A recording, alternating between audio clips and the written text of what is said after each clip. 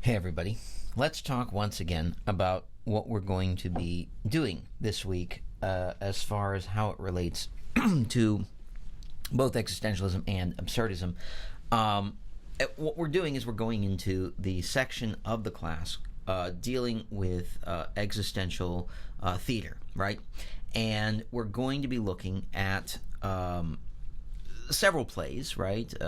One by Samuel Beckett, two by Eugene Ionesco, one by Jean Genet, and we're going to be exploring exactly what it means to be a part of the theater of the absurd, right? And one of the important things to remember when it comes to the theater of the absurd is that just like absurdism,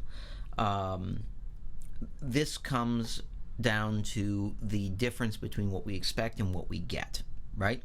And the theater of the absurd is generally supposed to expose that to a little bit of an extreme level at times, but it is also not always meant to be funny. It's not always meant to be sad. It's not always meant to be frightening or alarming. It is usually meant to be disruptive. And what I will emphasize here is that disruptive, in the context of the theater of the absurd, means that it destabilizes your perception of what is going on in a play. This is one of the reasons why a lot of people, when they listen to a theater piece by Beckett, or when they watch a theater piece by Ionesco, come away from it thinking, "Oh, that was really weird," right? Weird is what we perceive, really, when we don't get the thing that we are expecting. When we are expecting one thing to happen and something else happens entirely. It is often used for humorous purposes in the modern day. I would point to a lot of the programming on things like Cartoon Network and modern day animated shows and modern day shows in general, where the weird is sort of used for humor. I think of a particular cartoon that I remember seeing a while ago called Aqua Teen Hunger Force, that had basically a Happy Meal style group of people that were fighting crime, right? Were they actually fighting crime? No. What were they actually doing? Who knows? It depended on the episode, but none of it made a lot of sense, and it was generally both humorous and disturbing,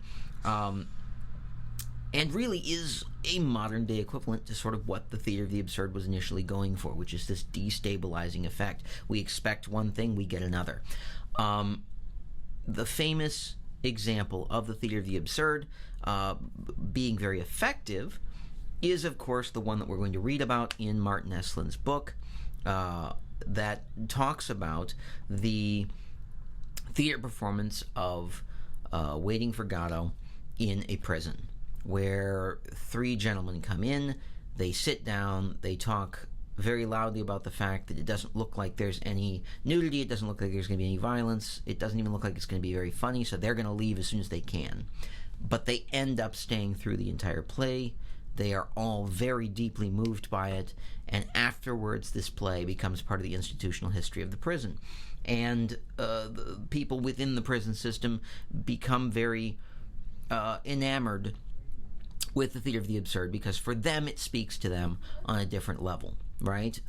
Prison is not a normal place, right? We can all agree on that in prison you are kind of expected to live like a normal person, eat, breathe, use the bathroom, go to sleep, wake up, but you're doing it in a very unusual place.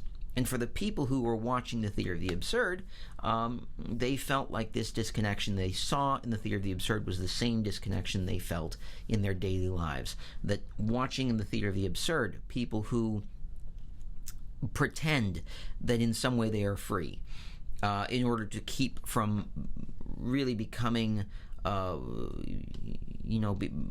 going insane, I suppose, right, are doing the same thing that a lot of prisoners at that point in the prison system were doing, saying that this is fine, this is normal, I have a normal life, in order to keep from thinking about it and becoming very disturbed by the fact that they were in prison. So when we watch the plays of the Theater of the Absurd, when we listen to the plays of the Theater of the Absurd, when we read them, one thing that we have to understand is that whenever possible, we really should be seeking out visual versions of these plays. These are difficult to read and to get the full concept. And that's because they really are meant to be experienced. They're not really meant to be read. We are doing this in sort of an abnormal way in this particular class, but it is the way we have to do things. We cannot simply seek out live performance all the time. It would be wonderful if we could. But our experiences of the Theater of the Absurd are going to be very tied to this idea of the chaos that exists in between what we want and what we get.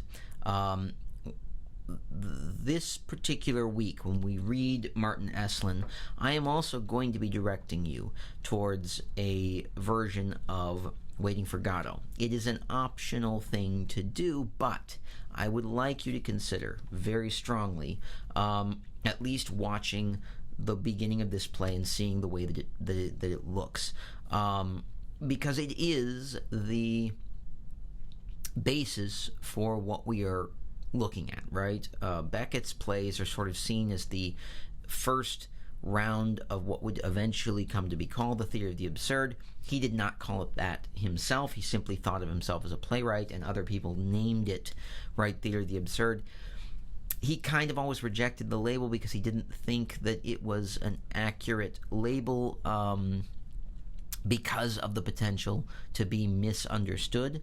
But I would argue that it is indeed a theater of the absurd. What we see is what we get, and in a way that's also very disruptive. What we see is what we get. We are not getting what we expect, right? Our expectations are going to be to see a play that has a plot that feels linear, a plot that feels like it takes us from point A to point B, and there is not a lot of that in the Theater of the Absurd. The closest we get to that, right, is probably Rhinoceros and then The Balcony, right? Those two have a pretty linear plot structure, however, also subvert our expectations in a way that we might not expect. So, in the next video, we're going to be talking directly about Martin Esslin and the Theater of the Absurd and what his observations are in discussing the Theater of the Absurd.